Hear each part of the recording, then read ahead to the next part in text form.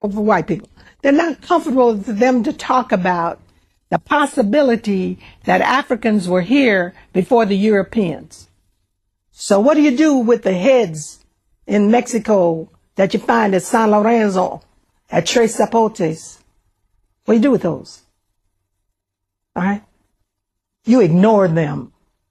What do you do with Columbus's diary that says the Africans know a way to the west, but it goes around the doldrums, we would never survive? What do you do with that? You ignore it. What do you do with Balboa's diary that says we came upon this African village in the isthmus? How did these Africans get here? What do you do with that? You ignore it. Why? To preserve the myth that the Europeans were here first.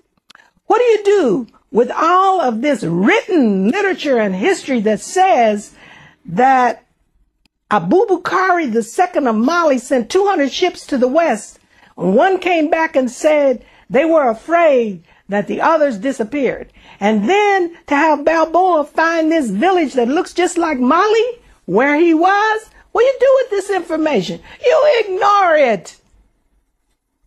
You ignore it. Why? To preserve the myth of white superiority. That's what our whole educational process is devoted to. What do you do with this whole history? This is a written history, my dear.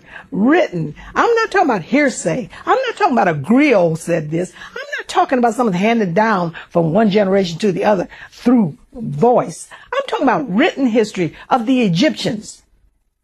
What do you do with this? You ignore it.